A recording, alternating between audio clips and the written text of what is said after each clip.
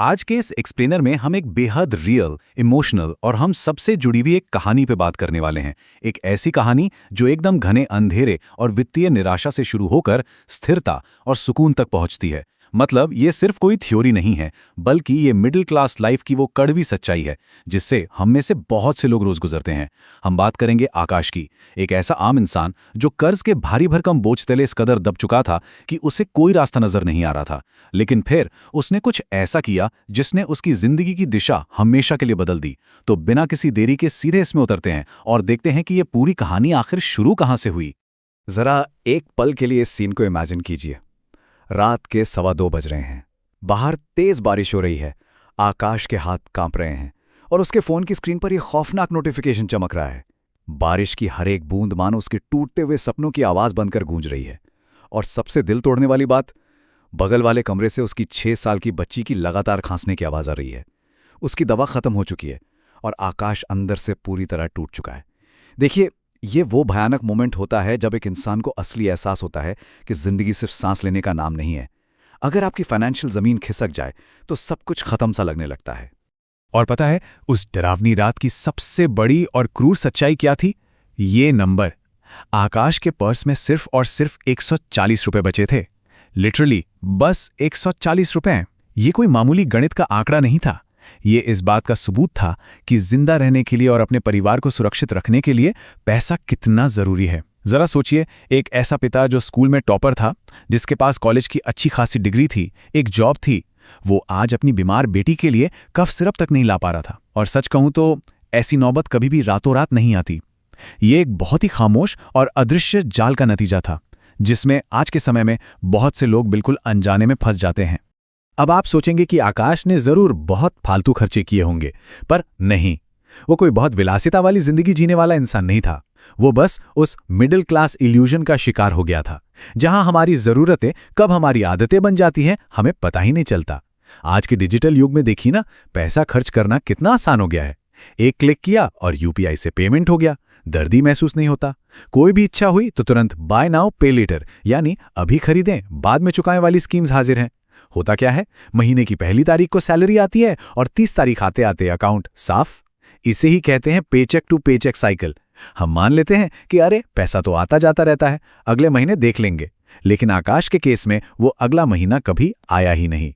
और ये एक बहुत बड़ा सच है कि जब आपकी आर्थिक बुनियाद सिर्फ रेत पर टिकी होना, तो वो एक ना एक दिन ढहती जरूर है। आकाश पर तो जैसे संकटों का पहाड़ ही टूट पड़ा, और वो भी सब कुछ एक साथ। कंपनी में रिस्ट्रक्चरिंग हुई और उसकी नौकरी चली गई। उसी हफ्ते दुर्भाग्य से उसके पिता को हार्ट अटैक आ गया और अस्पताल वालों ने तुरंत एडवांस पैसे मांग लिए।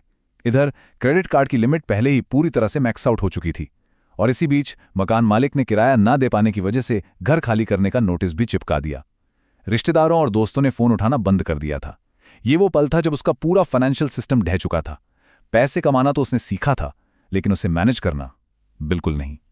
उस रात सड़क किनारे बैठकर रोने और पूरी तरह से हार मान लेने के बाद अगली सुबह कुछ ऐसा हुआ जिसने सब बदल दिया। पार्क की एक बेंच पर उदास बैठे आकाश की मुलाकात विकास से हुई। अब विकास कोई लाइफ कोच या जादूगर नहीं था, वो बस एक समझदार इंसान था। एक ऐसा मेंटर जिसने आकाश के सामने एक साधारण सी डायरी खोली और लाइफस्टाइल को पूरी तरह से बदलने का एक नक्शा खींच दिया। उसने आकाश को एक बहुत ही गहरी बात समझाई कि ज्यादा पैसे कमाने के पीछे भागने से पहले जो थोड़ा बहुत तुम्हारे पास है उसे संभालना सीखना होगा। और बस यहीं से एक बिल्कुल नए सफर की शुरुआत हुई।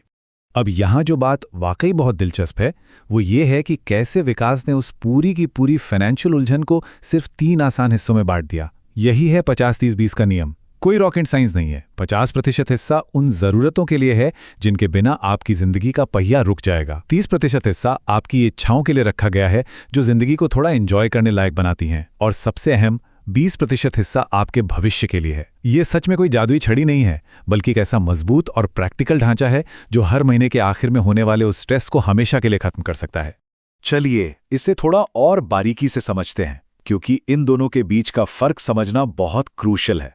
जरूरतें क्या हैं? ये आपकी फाइनेंशियल नींव हैं।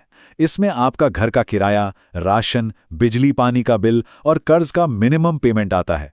मान लीजिए आपकी सैलरी 30,000 रुपए है, तो सीधा सीधा 15,000 रुपए केवल इस नींव को मजबूत रखने के लिए हैं। दूसरी तरफ आती हैं इच्छाएं, जैसे बाहर खाना खाना, मूवीज जाना या कोई नया गैजेट लेना। ये इच्छाएं एक छत की तरह हैं और इस छत की एक लिमिट होनी ही चाहिए। 30,000 रुपए की सैलरी में ये लिमिट 9,000 रुपए से ज्यादा नहीं होनी चाहिए। अगर आपने इन इच्छाओं पर लगाम नहीं लगाई तो यकीन मानिए ये आपकी पूरी कमाई को निगल जाएंगी। हमेशा याद रखिए, जो चीज 3 महीने बाद आपको पुरानी लगने लगे वो आपकी जरूरत नहीं, सिर्फ एक इच्छा थी। लेकिन इस पूरी प्लानिंग की जो असली जान है ना, वो है ये 20% हिस्सा। हम अक्सर सोचते हैं कि महीने के आखिर में जो बच जाएगा उसे सेव कर लेंगे, पर असल में बचत वो है जिसे आप खर्च करने से सबसे पहले अलग करते हैं। इस 20% को 3 बहुत ही स्ट्रेटेजिक स्टेप्स में इस्तेमाल करना है। पहला, एक इमरजेंसी फंड बनाना। ये वो पैसा है जो अचानक आने वाली मुसीबतों में आपका रक्षा कवच बनेगा। दूसरा, कर्ज से आज़ादी। अपने हाई इंटरेस्ट वाले कर्जों को जल्द से जल्द खत्म करना शुरू कीजिए, चाहे वो छोटे कर्ज हों का सबसे ज्यादा ब्याज वाले। और तीसरा, निवेश, जैसे SIP या PPF। यही वो बीज है जो समय के साथ कंपाउंडिंग के जादू से एक बड़ा पेड़ बनेगा। बाकी कुछ भी खर्च करने से पहले अपना ये सेफ्टी नेट बनाना एकदम मस्ट है। तो यहाँ सबसे महत्वपूर्ण बात यह है कि इस नियम को सिर्फ दिमाग में रखने से कुछ नहीं होगा, इसे एक्शन में लाना होगा। और इसके लिए विकास ने 4 बहुत ही डिसिप्लिन्ड कदम बताए। पहला, सिस्टम को ऑटोमेट कर दीजिए। जैसे ही सैलरी अकाउंट में आए, सबसे पहले उस 20% को अपने इन्वेस्टमेंट या सेविंग अकाउंट में ट्रांसफर कर दें। खुद को सबसे पहले पे करें। दूसरा, हर एक खर्च को ट्रैक करना शुरू करें। एक डायरी या ऐप में लिखें ताकि आपको एग्जैक्टली पता हो कि पैसा जा कहां रहा है। तीसरा, अपनी मानसिकता बदलें। लाइफस्टाइल इन्फ्लेशन के ट्रैप में मत फंसिए। सैलरी बढ़ने पर खर्चे बढ़ाने के बजाय अपनी बचत बढ़ाइए। और चौथा, एक मजबूत आधार तैयार करें, यानी हेल्थ और लाइफ इंश्योरेंस, क्योंकि इसके बिना आपका सारा इन्वेस्टमेंट बस ताश के पत्तों के महल जैसा है। अब यहाँ एक बहुत ही प्रैक्टिकल और जायज़ सवाल आता है कि भाई जब सैलरी ही कम हो तो ये सब कैसे मैनेज होगा? अगर 30,000 की सैलरी में से 20% यानी 6,000 रुपए हम अलग निकाल भी दें तो बाकी बचे 24,000 में पूरा घर कैसे चलेगा? विकास का जवाब एकदम क्लियर था। अगर आपकी ज़रूरतें 15,000 रुपए से ऊपर जा रही हैं तो आपको अपनी इच्छाओं वाले बजट को 9,000 रुपए से कम करना ही पड़ेगा। किराना थोक में लेना शुरू कीजिए, बिजली बचाइए, अननेसेसरी सब्सक्रिप्शन बंद कीजिए, लेकिन उस 20% वाले फ्यूचर फंड को किसी भी कीमत पर प्रोटेक्ट करना है, क्योंकि आज जो 6,000 रुपए आप बचाएंगे वही कल आपके बच्चों की फीस भरेंगे और आपके परिवार को सुरक्षित रखेंगे। इस पूरी जर्नी के पीछे के माइंडसेट को समझने के लिए ना, ये उपमा मुझे बहुत ही पावरफुल लगती है। देखिए, पैसा कोई ऐसा पेड़ नहीं है जो बस रातों रात बड़ा हो जाए। ये बिल्कुल पानी की एक बूंद की तरह है। अगर आप इस बूंद को सही जगह यानी अनुशासित निवेश और सही बचत में डालेंगे तो समय के साथ ये एक गहरा कुआं बन जाएगा जो सालों तक आपकी प्यास बुझाएगा। लेकिन अगर यही पैसा बिना सोचे समझे गलत खर्चों और कर्ज के गड्ढे में गिरता रहा तो वो सिर्फ और सिर्फ कीचड़ पैदा करेगा। आप कितनी भी मेहनत से पैसे क्यों ना कमा लें, अगर आपकी फाइनेंशियल पाइपलाइन में लीकेज है तो वो सारा पैसा बेकार है। और हाँ, मैं आपको ये भी बता दूं कि इस बदलाव को असल जिंदगी में उतारना बिल्कुल भी कोई फिल्मी मोन्टाज नहीं था। आकाश के लिए वो शुरुआती महीने बेहद दर्दनाक थे। उसे अपनी हर एक पाई का हिसाब उस डायरी में लिखना पड़ता था। उसने अपने ही हाथों से अपने क्रेडिट कार्ड्स को कैंची से काट दिया, बाहर के सारे फालतू खर्चों पर पूरी तरह रोक लगा दी। और इस प्रोसेस में उसे अपने परिवार की हताशा भी झेलनी पड़ी। पत्नी की नाराजगी, बेटी के वो मासूम आंसू जब वो उसे खिलौना नहीं दिला पाया। उसे अपने ही अंदर के डर और शर्मिंदगी से रोज लड़ना पड़ता था। ये कोई जादुई रातों रात मिलने वाली खुशी नहीं थी। ये फ्रिक्शन, संघर्ष और आंसुओं से भरी एक कड़ी परीक्षा थी जिससे उसे गुजरना ही था। चलिए आगे बढ़ते हैं और देखते हैं कि ये सब कैसे आकार लेता है और इस कड़ी मेहनत का क्या नतीजा निकलता है। रिकवरी भले ही बहुत धीमी थी, लेकिन एकदम रियल और सॉलिड थी। 6 महीने के उस सख्त अनुशासन के बाद आकाश ने 15,000 रुपए का अपना पहला छोटा सा इमरजेंसी फंड बना लिया।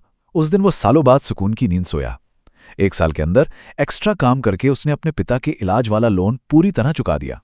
1.5 साल होते होते उसकी बेटी की स्कूल फीस बिना किसी रिमाइंडर के समय पर जाने लगी। और ठीक 2 साल बाद वो एक बेहद इमोशनल पल आया जब वो अपनी बेटी को लेकर उसी पार्क में टहलाने गया और इस बार उसके दिल में कोई खौफ या अपराध बोध नहीं था, वो आज़ाद था। तो ये पूरी कहानी हमारे सामने एक बहुत ही गहरा सवाल छोड़ जाती है जिस पर हम सबको सोचना चाहिए। क्या हमारी जिंदगी का इकलौता मकसद सिर्फ इस अंधी दौड़ में भागकर पैसे कमाना रह गया है, या फिर उस पैसे को संभालने, उसे सहेजने और उसे अपने लिए काम पर लगाने की कला को सीखना भी जरूरी है? आकाश के सफर ने एक बात तो बिल्कुल साफ कर दी है कि शांति और सुकून केवल आपकी सैलरी बढ़ने से नहीं आते। अमीर होना आपकी सैलरी स्लिप पर नहीं, बल्कि इस बात पर निर्भर करता है कि आप अपनी बजट डायरी को कैसे मैनेज करते हैं। वो अनुशासन ही आपकी असली दौलत है, जो जिंदगी के हर तूफान में आपके परिवार को मजबूती से खड़ा रखता है। क्या आप उस अनुशासन के लिए तैयार हैं?